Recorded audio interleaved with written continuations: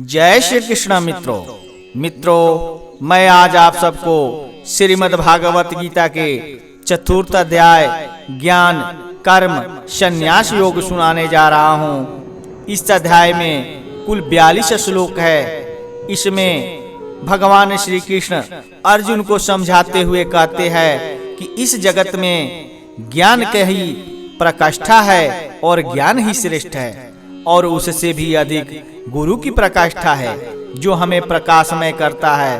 अर्जुन को इसमें श्री कृष्ण जी बताते हैं कि धर्म परायण के संरक्षण और अधर्मी के विनाश के लिए गुरु का अत्यधिक महत्व है, अर्थात गुरु के बताए मार्ग का अनुसरण करना भी शिष्य का परम कर्तव्य है। इसलिए तुम युद्ध के लिए तैयार हो जाओ। श्री भगवान बोले, मैंने इस अविनाशी यज्ञ को सूर्य से कहा था, सूर्य ने अपने पुत्र मनु से कहा और मनु ने अपने पुत्र राजा शिवाकु से कहा। हे परांतप अर्जुन, इस प्रकार परंपरा से प्राप्त इस योग को राज ऋषियों ने जाना, किंतु उसके बाद वह योग बहुत काल से इस पृथ्वी लोक से लुप्त प्राय हो गया। तू मेरा भक्त है और प्रिय सखा है, इसलिए वही यह पुरातन योग आज मैंने तुझको कहा है, क्योंकि यह बड़ा ही उत्तम रहस्य है, अर्थात गुप्त रखने योग्य विषय है। अर्जुन बोले, आपका जन्म तो अभी हाल का है और सूर्य का जन्म बहुत पुराना है, अर्थात कल्प के आदि में हो चुका था। तब मैं इस बात को कैसे समझूं कि आप ही ने कल्प के आदि में सूर्य को यह योग कहा था। श्री भगवान बोले, हे परंतप अर्जुन, मेरे और तेरे बहुत से जन्म हो चुके हैं, उन सब को तू नहीं जानता, किंतु मैं जानता हूँ। मैं अजन्मा और अविनाशी स्वरूप होते हुए भी तथा समस्त प्राणियों का ईश्वर होते हुए भी अपनी प्रकृति को अधीन करके अपनी योग माया से प्रकट होता हूँ। हे भारत, जब जब धर्म की हानि और अधर्म की वृद्धि होती है, तब तब ही मैं अपने रूप को रचता हूँ, अर्थात साकार रूप से लोगों के सम्मुख प्रकट होता हूँ। साधु पुरुषों का उद्धार करने के लिए, पाप कर्म करने वाले का विनाश करने के लिए और धर्म की अच्छी तरह से स्थापना करने के लिए मैं युग युग में प्रकट हुआ करता हूँ। साधु पुरुषों का उद्धार करने के लिए, पाप कर्म करने वालों का विनाश करने के लिए और धर्म की अच्छी तरह से स्थापना करने के लिए मैं युग युग में प्रकट हुआ करता हूँ। हे अर्जुन, मेरे जन्म और कर्म दिव्य अर्थात निर्मल और अलौकिक है। इस प्रकार जो मनुष्य तत्व से सर्वशक्तिमान सच्चिदानंद परमात्मा अजर अविनाशी और सर्वभूतों के परम गति तथा परम आश्रय, वे केवल धर्म को स्थापना करने और संसार का उद्धार करने के लिए अपनी योग माया से सगुण रूप होकर प्रकट होते हैं। इसलिए परमेश्वर के समान सुहृदय, प्रेमी और पतित पावन दूसरा कोई नहीं है। ऐसा समझकर जो पुरुष परमेश्वर का अनन्य प्रेम से निरंतर चिंतन करता हुआ आसक्ति रहित संसार में बरतता है, वही उनको तत्व से जानता है। वह शरीर को त्याग कर फिर जन्म को प्राप्त नहीं होता है, किंतु मुझे ही प्राप्त होता है। पहले भी जिनके राग, भय और क्रोध सर्वथा नष्ट हो गए थे और जो मुझ में अनन्य प्रेम पूर्वक स्थित रहते थे, ऐसे मेरे आश्रित रहने वाले बहुत से भक्त उपयुक्त ज्ञान रूप तप से पवित्र होकर मेरे स्वरूप को प्राप्त हो चुके हैं। हे अर्जुन, जो भक्त मुझे जिस प्रकार भजते हैं, मैं भी उनको उसी प्रकार भजता हूँ, क्योंकि सभी मनुष्य सब प्रकार से मेरा ही मार्ग का अनुसरण करते हैं। इस मनुष्य लोक में कर्मों के फल को चाहने वाले लोग देवताओं का पूजन किया करते हैं, क्योंकि उनको कर्मों से उत्पन्न होने वाली सिद्धि शीघ्र मिल जाती है। ब्राह्मण, क्षत्रिय, वैश्य और शूद्र, इन 4 वर्णों का समूह गुण और कर्मों के विभाग पूर्वक मेरे द्वारा रचा गया है। इस प्रकार उस सृष्टि रचनादि कर्म का कर्ता होने पर भी मुझ अविनाशी परमेश्वर को तू वास्तव में अकर्ता ही जान। कर्मों के फल में मेरी स्प्रिया नहीं है, इसलिए मुझे कर्म लिप्त नहीं करते। इस प्रकार जो मुझे तत्व से जान लेता है वह भी कर्मों से नहीं बांधता। पूर्व काल में मनुष्यों ने भी इस प्रकार जानकर ही कर्म किए हैं, इसलिए तू भी पूर्वजों द्वारा सदा किए जाने वाले कर्मों को ही कर। कर्म क्या है और अकर्म क्या है, इस प्रकार इसका निर्णय करने में बुद्धिमान पुरुष भी मोहित हो जाते हैं। इसलिए वह कर्म तत्व मैं तुझे भली भांति समझा कर कहूंगा, जिसे जानकर तू अशुभ से अर्थात कर्म बंधन से मुक्त हो जाएगा। कर्म का स्वरूप भी जानना चाहिए और अकर्मण का स्वरूप भी जानना चाहिए तथा विकर्म का स्वरूप भी जानना चाहिए, क्योंकि कर्म की गति गहन है। जो मनुष्य कर्म में अकर्म देखता है और जो अकर्म में कर्म देखता है वह मनुष्यों में बुद्धिमान है, और वह योगी समस्त कर्मों को करने वाला है, जिसके संपूर्ण शास्त्र सम्मत कर्म बिना कामना और संकल्प के होते हैं तथा जिसके समस्त कर्म ज्ञान रूप अग्नि द्वारा भस्म हो गए हैं, उस महापुरुष को ज्ञानी जन भी पंडित कहते हैं। जो पुरुष समस्त कर्मों में और उनके फल में आसक्ति का सर्वथा त्याग करके संसार के आश्रय से रहित हो गया है और परमात्मा में नित्य तृप्त है, वह कर्मों में भली भांति बरतता हुआ भी वास्तव में कुछ भी नहीं करता। जिसका अंतःकरण और इंद्रियों सहित शरीर जीता हुआ है और जिसने समस्त भोगों की सामग्री का परित्याग कर दिया है, ऐसा आशा रहित पुरुष केवल शरीर संबंधी कर्म करता हुआ भी पापों को नहीं प्राप्त होता है। जो बिना इच्छा के अपने आप प्राप्त हुए पदार्थ में सदा संतुष्ट रहता है, जिसमें ईर्ष्या का सर्वथा अभाव हो गया हो, जो हर्ष और शोक आदि द्वंद्वों से सर्वथा अतीत हो गया हो, ऐसा सिद्धि और असिद्धि में सम रहने वाला कर्मयोगी कर्म करता हुआ भी उनसे नहीं बांधता।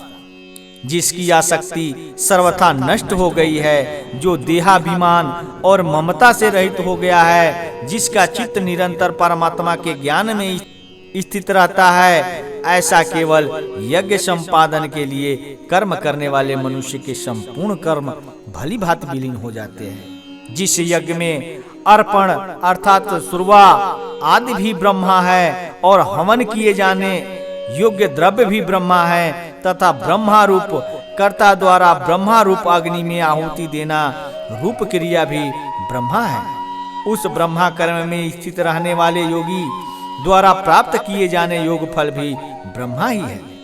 दूसरे योगी जन देवताओं के पूजन रूप यज्ञ ही है, भली भांति अनुष्ठान किया करते हैं, और अन्य योगी जन पर ब्रह्म परमात्मा स्वरूप अग्नि में अभेद दर्शन रूप यज्ञ द्वारा ही आत्म रूप यज्ञ का हवन किया करते हैं। पर ब्रह्म परमात्मा में ज्ञान द्वारा एक एक भाव स्थित होना ही ब्रह्म स्वरूप अग्नि में यज्ञ द्वारा यज्ञ को हवन कराना है।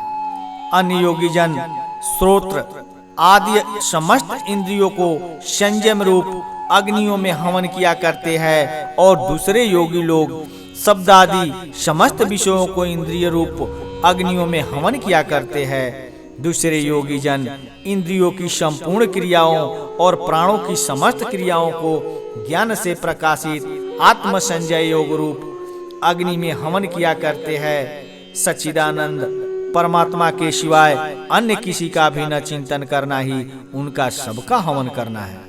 कई पुरुष द्रव्य संबंधी यज्ञ करने वाले हैं, कितने ही तपस्या रूप यज्ञ करने वाले हैं, तथा दूसरे कितने ही योग रूप यज्ञ करने वाले हैं, कितने ही अहिंसादि तीक्ष्ण व्रतों से युक्त यत्नशील पुरुष स्वाध्याय रूप ज्ञान यज्ञ करने वाले हैं। दूसरे कितने ही योगी जन अपना आयु में प्राण आयु को हवन करते हैं, वैसे ही अन्य योगी प्राण आयु में अपना वायु को हवन करते हैं, तथा अन्य कितने ही नियमित आहार करने वाले प्राणायाम परायण पुरुष प्राण और अपान की गति को रोककर प्राणों को प्राणों में ही हवन किया करते हैं। ये सभी साधक यज्ञों द्वारा पापों का नाश कर देने वाले और यज्ञों को जानने वाले हैं। हे कुलश्रेष्ठ अर्जुन, यज्ञ से बचे हुए अमृत का अनुभव करने वाले योगी जन सनातन परम ब्रह्म परमात्मा को प्राप्त होते हैं, और यज्ञ न करने वाले पुरुष के लिए तो यह मनुष्य लोक भी सुखदायक नहीं है, फिर परलोक कैसे सुखदायक हो सकता है। इसी प्रकार और भी बहुत तरह के यज्ञ वेद की वाणी में विस्तार से कहे गए हैं। उन सबको तू मन, इंद्रिय और शरीर की क्रिया द्वारा संपन्न होने वाले जान। इस प्रकार तत्व से जानकर उनके अनुष्ठान द्वारा तू कर्म बंधन से सर्वथा मुक्त हो जाएगा। हे परंतप अर्जुन, द्रव्यमय यज्ञ की अपेक्षा ज्ञान यज्ञ अत्यंत श्रेष्ठ है, तथा यावन मात्र संपूर्ण कर्म ज्ञान में समाप्त हो जाते हैं, उस ज्ञान को तू तत्वदर्शी ज्ञानियों के पास जाकर समझ।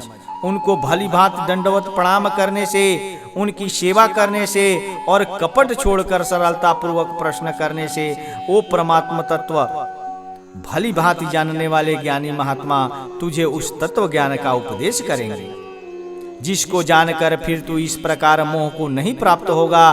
तथा हे अर्जुन, जिस ज्ञान द्वारा तू संपूर्ण भूतों को निशेष भाव से पहले अपने और पीछे मुझे सच्चिदानंद परमात्मा में देखेगा, यदि तू अन्य सब पापियों से भी अधिक पाप करने वाला है तो तू भी ज्ञान रूपी नौका द्वारा निसंदेह संपूर्ण पाप समुद्र से भली भांति तर जाएगा।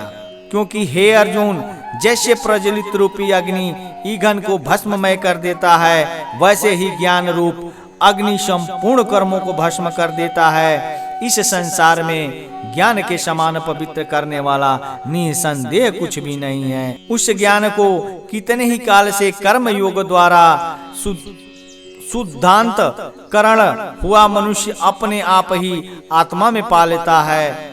जितेंद्रिय, साधन परायण और श्रद्धावान मनुष्य ज्ञान को प्राप्त होता है, तथा ज्ञान को प्राप्त होकर वह बिना विलंब के तत्काल ही भागवत रूप परम शांति को प्राप्त हो जाता है। विवेकहीन और श्रद्धा रहित संयुक्त मनुष्य परमार्थ से अवश्य भ्रष्ट हो जाता है। ऐसा संशय युक्त मनुष्य के लिए ना यह लोक है, ना परलोक है, और ना ही सुख है। हे धनंजय, जिसने कर्म योग की विधि से समस्त कर्मों का परमात्मा में अर्पण कर दिया है, और जिसने विवेक द्वारा समस्त संशयों का नाश कर दिया है, ऐसे बस में किए हुए अंतःकरण वाले पुरुष को कर्म नहीं बांधते। इसलिए हे भरतवंशी अर्जुन, तू हृदय में स्थित इस ज्ञान जनित अपने संशय का विवेक ज्ञान रूप तलवार द्वारा छेदन करके समत्व रूप कर्म योग में स्थित हो जा और युद्ध के लिए खड़ा हो जा। मित्रों, यह जानकारी आपको कैसी लगी? मैं कोशिश किया हूँ, हर रोज कोशिश करता हूँ, हर एक अध्याय में कोशिश करता हूँ कि आप लोगों को सिंपल और सरल भाषा में समझाऊं। आशा करता हूँ कि आप लोगों को समझ में आता होगा। एक बार में ना आए, दूसरी बार सुने, तीसरी बार सुने, धीरे धीरे आपको यह गीता समझ में आने लगेगा।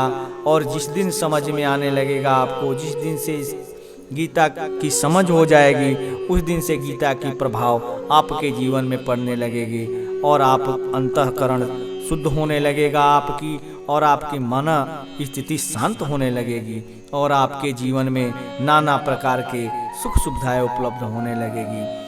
मित्रों, मैं क्रमशः निरंतर एक अध्याय प्रतिदिन आप सबको सुना रहा हूँ। आप इसे श्रद्धा विश्वास के साथ सुने, निश्चित ही भागवत कृपा आपके ऊपर प्राप्त होगी। तब तक के लिए इतना ही, धन्यवाद।